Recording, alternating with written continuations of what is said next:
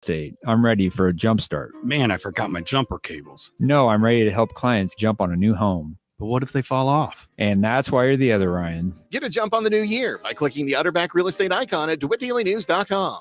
How much fun is your job? When was the last time you jumped out of bed before the alarm and got to work early? Do the folks around your office laugh enough? When you get a win, does everyone on the team celebrate your success? Does solving creative problems give you a thrill? We know that thrill. And if you want more of it, we want to hear from you. We work with local business to increase revenue and grow the bottom line. We do it by creating smart, creative advertising on air, online, and on smartphones. Every day, the Miller Media Group team comes to work and does a job that makes things better for our listener, our client, and our community. We also believe in the importance of a balance of work and life. We believe it's necessary for a thriving workplace. If you're the creative problem solver, we're looking for you. You could earn with commissions as much as $50,000 a year. Plus, we offer generous time off. Sound good? Sound like leaping out of bed for? Get started by sending an email to sales@randyradio.com. That's sales@randyradio.com. The Miller Media Group is an equal opportunity employer. Hi there. I'm here to tell you a little about this new program called Safe to Help Illinois. Maybe you know somebody who's being bullied, or worse, thinking about hurting themselves or others. If you don't feel safe telling an adult about the things that are happening around you, check out Safe to Help. Safe to Help is not about snitching or getting someone in trouble. It's about helping one another out. You can call, you can text. You can download the free mobile app, and it's all over social media. So what do you say? Let's give it a try. Brought to you by IEMA. Your friend in Central Illinois.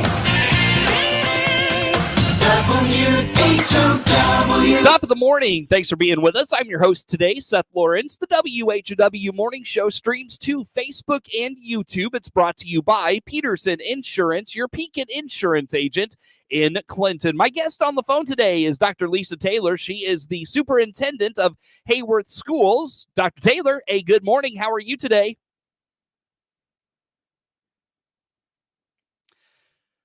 Having a little technical difficulty here this morning. Let's take a quick time out. We'll try to reconnect with Dr. Taylor here in just a second on the WHOW Morning Show.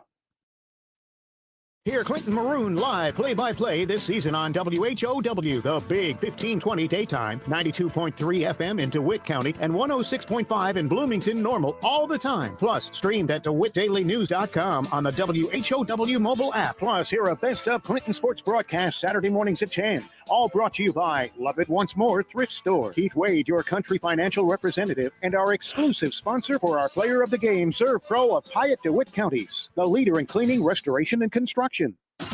Your friend in Central Illinois. WHOW. Top of the morning from the newsroom of Regional Radio. I'm Seth Lawrence with the folks for the morning show streaming to Facebook and YouTube. It's brought to you by Peterson Insurance, your Pekin insurance agent in Clinton. Our guest on the phone today is Dr. Lisa Taylor, superintendent of Heyworth Schools. Good morning, Dr. Taylor. How are you today? Good morning. I'm great. How are you doing? Doing well. Sorry about that. Had a little technical difficulty with someone trying to access our computer. That was kind of interesting and fun. So, yeah, that was a first. That was a first. But at any rate, Dr. Taylor, so Heyworth Schools, how are Heyworth Schools this morning? I assume you all are still standing after that mini flooding we got yesterday. Right. We were just making sure that roofs were holding up or getting ready to replace a couple. And so, when you get a lot of rain fast, you're just kind of watching everything to make sure it doesn't come in the building. So we survived yesterday and the sun's out today. So all things are good. It's funny. I heard a lot of people talking about roofing yesterday. There was, some groups I know that just talking with folks in the nonprofit world, like their roofs are going bad and they're, they, like you said, you've got plans to replace a roof. Well, that doesn't mean they're in good shape now and can handle this type of weather. So everybody was kind of concerned about roofs yesterday. It was interesting. But Dr. Taylor, as we talk here for this morning, of course, the winter time is kind of a reflective time in a way for a lot of school districts, particularly at a school building level, where administrative teams get together and think about where they can improve, what types of initiatives they can take on to enhance curriculum and those sorts of things. I know that was recently done in Heyworth Schools. What did you come up there? What did you hear from your administrative team in Heyworth Schools? Yeah, so both buildings have been meeting with their teacher leadership teams all year and really discussing, we'd put a lot of great programs in place before the pandemic. We were seeing great results, and then kind of the pandemic hit and just shifted, I guess, really your needs, right? So you have a lot of younger students who didn't learn to read the way that you would expect, right? They had mask on or they were remote and that sort of thing. And so just kind of stepping back and saying, hey, what things do we have in place, what's working well and what's not? And so they shared kind of all of their recommendations with the board and got approval to move forward with those. So what do some of those things look like? How and talk a little bit about what's that going to do for each grade level, what that means for those students. How about some of those things, Dr. Taylor? Yeah, so at the elementary, they had their main focus was get kids reading on grade level by third grade, right? Because if they're not reading on grade level in third grade, that kind of carries through the system, and they struggle in school as you try to read more difficult text in high school, and you're taking SATs and that sort of thing. And so what they requested was an additional teacher in kindergarten, first and second grade. So that would take our class sizes closer to the 15, 16 mark instead of 22 kids per classroom. And, it doesn't take a genius to realize that teaching 15 kids to read you're going to be more effective than you are with 22, right? You just have more time for each individual kid. So that was a big financial commitment by the board and something we want to do long term. And so that was approved. Another thing that both the junior high and elementary recommended, we had separate LEAP labs, kind of STEM labs for kids, really hands-on learning, a lot of tech and robotics and that sort of thing. And before the pandemic, that was really designed, for gifted kids and for enrichment. And now we have some other things we need to address. And so we're looking at how do we expand STEM within our buildings. And so really pushing STEM into general classrooms. We're going to have some STEM summer camps that are going to be really cool that our teachers are designing. Kind of that exploratory piece, exploratory in junior high, looking at STEM clubs, a lot of professional development for our teachers, and really virtual stuff. They can watch a 20-minute video over the summer, right? If I want to use these robotics in my classes, how do I learn to use them and then get some time to play around with them? Yeah. And at the high school level, they asked for a half-time college and career coordinator. We have one counselor for junior high and high school, so for about 500 kids, and it's just not enough to meet their needs to help kids with, internships and job shadowing and what do I want to do after high school, right? Some of us are still trying to figure that out today. And so adding that support and an additional custodian with all the new square footage. So we're in a good place. Our board approved it. We're excited. Now we just have to fill all those positions. So you mentioned something interesting. I want to piggyback on for Heyworth schools particularly, and then make it kind of a broader education discussion. You talked about the LEAP and STEM initiatives that you had started up before COVID. And something you said struck me about that. You said that was generally kind of considered for more advanced students. So does that mean, like, as you look to expand those things, you're trying to make it for all students, regardless of academic achievement status? Yeah, and so we had one teacher in each building, the junior high and the elementary, doing this. And it originally started as kind of a gifted initiative. So your gifted students, your highest achieving. And we had it's called PALS. And then, of course, we learned that all kids do really well when they get to do these things hand-on and they get to play with these new tools, and it's so engaging. And so what happened is, as it grew, right, and now we're serving 500 kids with one teacher at the elementary, everybody was getting less, right? Because when one teacher is working with a small group, but now that those numbers grow. And so it had become really watered down. And so we said, we want to do this in every classroom, right? There are activities we do in the STEM lab that fit with science. And so we just need to give teachers that lesson, those tools, buy all the supplies for them, right? We're going to call them STEM bins. And here you go. This is how you teach this concept using these tools.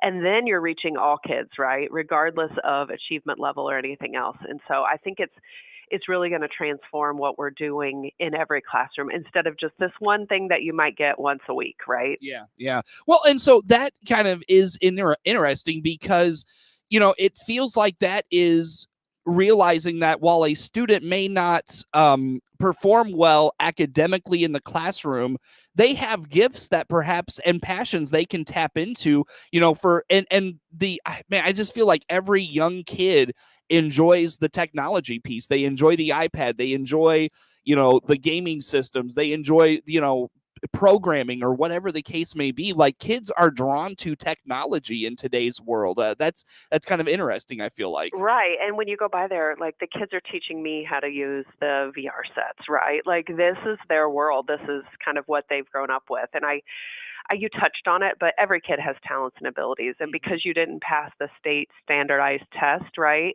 that shouldn't hold you back from being successful in life. But they go through, right, 12 years of education in school settings, and their parents hear and you hear every year, oh, you didn't meet standards. Oh, you didn't meet standards, right? And there are so many kids who have talents and abilities and interest in trades and arts, right? Right. And we're just trying to make sure we're doing a good job of serving all students well. Yeah, and so I don't know. I was talking to the leaders of the. Are you familiar with the CEO program, Dr. Taylor? Yes. Yeah. So I was talking to the folks that lead it here in DeWitt County, and they've got schools across DeWitt and Macon counties, and they were talking about, like, this isn't the program has a perception that it's for the highest of achievers, in a given class. And so, like, schools are really targeting those individuals, but I was talking to one student that went through the program. He said, that's not necessarily what the program is for. It's for students that have an interest in business, or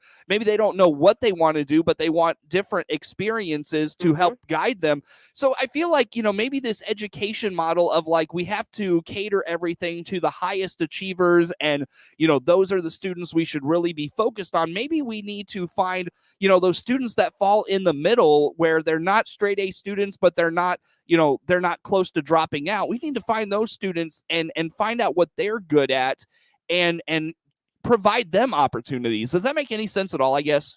Yeah, I think schools spend a lot of times doing that. Your highest achieving students typically have really involved parents too, right? That are really pushing the school, really pushing their kids. They're going to do well regardless, but we do want to, challenge them too. And then we focus on our lowest achieving, right? Because we're constantly getting negative feedback from the state, right? These kids aren't meeting, and so we intervene. And there is the largest chunk, right, in the middle, and it's really tapping into their interest and talents. It's making sure that these special programs aren't just for special students, right? BACC isn't just for kids who don't know that's our career center, that don't know what they want to do after high school. There's a lot of great opportunities there, and it's kind of remarketing and rebranding these things so that if kids are interested in those areas, they make sure they tap into it in high school, right? Yeah, and so, I mean, it's an unfortunate reality, but you're not going to reach every student. So, but how do you go about whether it's, that highest tier, those students with the high GPAs, they're going to a good school, they know what they want to do with their life, and they're going to go do it. Those students that may fall in the middle, where they're not the highest achievers in terms of grades and such, maybe they don't know what they want to do, but they're going to go to college, explore, try to figure some things out. And then you've got students that may fall through the cracks, and, I don't know. It's a daunting challenge, but how do you do it? How do you reach all those students? Yeah, it's definitely overwhelming, right? And it's just, I think for us, we're small enough that it's personal connections with kids. And when we see programs come by or companies looking to partner, and they'll say, we're looking for kids, and it's talking to would be good for this, right? And just making sure we're not missing anybody, because it's easy. And some high school kids want to be missed. They just want you to leave them alone, right? They're teenagers. They really want their parents to leave them alone too. And they just want to do their own thing. But if you can get them a little bit exposure to something, and they, the light bulb goes off for them, like, I really like doing this. I didn't know school could be like this. I think that's a win for all of us. Yeah. That was kind of me. I mean, I'm not going to lie. That was kind of me. I just I wanted to be a lot of kids. Yeah. I just want to be left alone. Let me do my thing, and I'll figure it out. Umpteen years later, I guess I did a little bit, but So again, Dr. Lisa Taylor, superintendent of Heyworth Schools, our guest on the phone for this morning. So Dr. Taylor, talk to me a little bit about, like, some of these other initiatives and the things happening in your school system that the principals brought up in their kind of time of reflection. How about those things? Yeah, so as we were talking about this, of course, that led to the national teacher shortage. And we recently had a PE position that we filled, and our candidate's already resigned. He got a job in his hometown. You can't blame him, right? But we literally had one candidate. And so years ago, I would have had 50, 60 PE candidates. So as we're adding these positions, that led to conversations. We have a pre-K position to fill. We have a special ed position to fill. We have a high school English teaching position to fill. And normally you would do those in the summer. But we have posted all of those. We conducted interviews this week. We filled the ELA one for now. And we have a job offer out in special ed, but it's just all of us are competing for the same people, right? There's a smaller candidate pool, and I was at a superintendent meeting earlier this week, and 2 other districts were posting.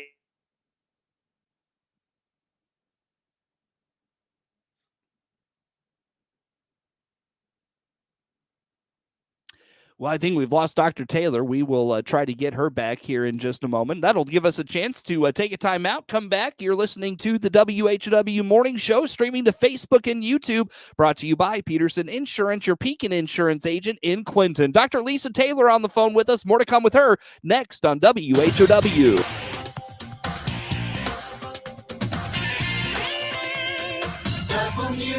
WHOW. Let's check the opening numbers now at the Chicago Board of Trade on this Thursday. Jim Taylor on the RFD Radio Network. Corn slightly lower, beans slightly higher, and wheat starting the day slightly higher. March corn 673 3/4 down 1/4. May corn down half a penny, 673 3/4. July corn 663 1/2 down half a penny. March beans opening today 1544 1/4 up 4 3/4. May beans up 3 3/4, 1538 1/2. July beans 1530 1/4 up 2 3/4. March Chicago wheat 738 3/4 up 2 1/4. May wheat up 2 1/4, 752 1/4. July wheat 758 up 1 1/2. May bean meal 477.40. That's down to dime, and May bean oil 63.69 up 64 cents. Opening numbers at the Chicago Board of Trade on this Thursday. Jim Taylor, RFD Radio Network. At Baum Chevrolet Buick in Clinton and Baum Motor Company in Farmer City, our job is to help you and solve your transportation needs. This is Scott Baum. Both in Clinton or Farmer City, we'll listen and find options for a different vehicle, or we'll give you repair options to keep that car, truck, or SUV safe and trouble-free so you can continue with your busy schedule. If it has to do with transportation, we're here to help. Visit our full-service team today in Clinton or Farmer City. Baum Chevrolet Buick, right from the start. Here's owner Dave Jackson from your Clinton Save a Lot on how inflation is affecting all of us. I peg the inflation rate on groceries at 20, not 8. 20%. 20 at least. And that is just a massive, that's, tenfold what it was back. You have to go back to the 70s. So this is the worst inflation in my lifetime. They say since 1980. I'm going to go back farther than that. Despite that, Dave still provides you selection and savings at your Clinton Save a Lot. Find out more by clicking their icon at DeWittDailyNews.com. Hope to see you soon. Your friend in Central Illinois, WHOW. Once again, a good morning. Thanks for being with us. I'm your host today, Seth Lawrence. My guest on the phone, Dr. Lisa Taylor, Superintendent of Heyworth Schools. We'll see if we got Dr. Taylor back on the line. Are you with us, Dr. Taylor? I'm here. Sweet. I have no idea what is going on this morning. This is the most bizarre interview I think I've ever done. I've lost you like twice, so I apologize for that. Okay. But no, we left off, Dr. Taylor, talking about the other initiatives, things happening that your principals brought to your attention in your school district. Just highlight some of those things, and we'll talk about hiring for teachers. What else has been going on in your district?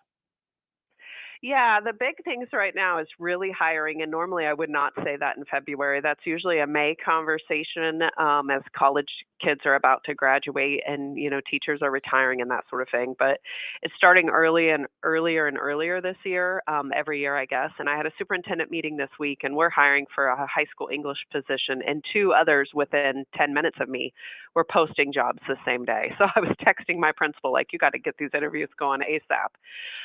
So we are weirdly in the middle of a hiring season really early in the year. We hired our PE position already, but that person resigned and took a job in their hometown.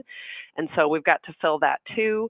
And it's really unusual. We're all kind of fighting for the same people and trying to be creative with what you can offer in your district, right? And of course, we have union contracts. So we have a lot of things that are, you have to go negotiate if you're going to make changes and that sort of thing. And so just really trying to fill these positions. We know it's important to have them and to get them here and, acclimate to our culture and really enjoy working here, because they can also move around a lot. You didn't used to have that with teachers where they would just stay in the same district for 30 years, but people can transfer pretty easily. There's so many openings, right, that you can kind of pick and choose where you want to work. You know, it's so funny. I was talking to a friend of mine whose husband is in education and was talking about the opportunities there. You know, when they got into education just 10 years ago, like he was one of, you know, like dozens of candidates applying for one particular job. Now, if you're lucky if you get even 2 or 3, you know, to hire for a certain position. It's been such a turnaround in a short amount of time. I know we've talked about it a little bit, but for maybe listeners that are new to this phenomenon in education, what do you see, Dr. Taylor, as the cause of this, you know, change in just a lack of teachers available for these positions? Yeah, I think, you know, there's a lot of public scrutiny, right, when you work in public service. And so you've got that coupled with, you know, they can make more elsewhere, right? The corporate world and those wages are going up. We're very competitive in education wages, but, you know, my sister was a teacher in a neighboring district and left for a remote job through State Farm and took a $20,000 pay raise, right? And so when you're young, there's a lot of companies hiring teachers to be their trainers, to do things, you know, that we're just not used to. And then in addition to that, the state of Illinois has such a complicated and maybe outdated system in terms of, you know, preparing and licensures and just being so specific. Like you have science teachers who can teach biology, but not chemistry, right? And so it's overcomplicated, needs to be simplified. And unfortunately, that doesn't happen too often at the state level in Illinois. Yeah, so it's like a lot of red tape then, basically. Yeah, a lot of red tape and a pension system that young people aren't really looking at, but that's changed a lot and is not so great as it used to be in Illinois for teachers. And so all of those things combined just make it difficult. You know, we try to host a lot of student teachers because, especially if we're going to be hiring in that area, because it's work, but it's good work because we need to be able to recruit people early. And like you said, sometimes there's no applicants, and then you're reaching out, right, to people you know or districts you know or anybody who's cutting, right? And we're all kind of stealing from each other too. And so there's got to be some major changes to deal with these issues. And I know they're talking about, you know, salary increases at a national level and all of these things, but we've got to make it a more attractive job for young people. You ever feel like you're at the auction house with some of these teachers and you're bidding on them? Like, I don't mean to make that analogy, but like that's what it sounds like a lot of time. I mean, one that we've offered to, you know, when you offer and they say, let me think this over and I'll get back to you a week from now. Well, they're interviewing somewhere else too, right?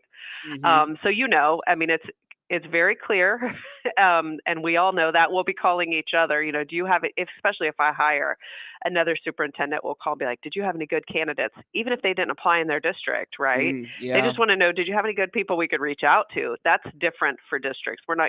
We never had to do that before, right? That's wild. Yeah, that's wild. Yeah. Interesting Very common. stuff. Wow, holy smokes. It's the Wild West of the teacher hiring phenomenon, I guess. But man, oh man. Well, anything else on what do you like? Did you say, Dr. Taylor, if you're looking for anything specific? I apologize if you did. Pre-K, special ed, and now I'm looking for PE again. So if you know anybody, encourage them to apply, to come visit. You know, we obviously want quality people, and we want them to be a good fit here with our students and our staff, you know, and we just think this is a great place to work. So yeah, Dr. Taylor, 90 seconds. Anything else going on in the district do you want to talk about this morning with us? Yeah, so we've got a couple upcoming projects. We're putting in a new parking lot, assuming bids come in a reasonable amount, and we're going to be replacing the roof on our ag shop. And the next time, maybe I'll talk more about kind of some safe walking routes. We're trying to encourage kids to walk to school when the weather's nice, and working with the village to kind of designate those areas so kids are all on the same path and can help out the younger ones, and everybody in town knows kind of where kids will be walking. Very good. Well, Dr. Taylor, it's always good to talk to you. Where do folks go to keep up with everything happening in your school district? Sure. Our website is husd4.org, but also follow us on social media. Facebook is where, you know, we have the biggest following, and we try to share just regular updates and interesting stuff, and reach out to us. Yeah. We're open to suggestions too. Yeah. When is spring break for your kids? It is the last week of March, so it feels like it's really far away Okay. right now. Gotcha. Well, I'm going to have to look at our schedule for next month and make sure that it doesn't fall in there. So whatever you have planned for spring break, we're not interrupting that. But in the Yeah, meantime, I'm not on a beach in Florida. yeah, there you go. Well, Dr. Taylor, we'll let you get to it here this afternoon. We appreciate you making time for us as always, and we'll catch up next month. Appreciate your time. All right. Thank you. That is Dr. Lisa Taylor, Superintendent of Heyworth Schools, our guest on the phone here for this morning. Appreciate her time as always. The morning show streams to Facebook and YouTube, brought to you by Peterson Insurance, your Pekin insurance agent in Clinton. Network news on the way. WHOW.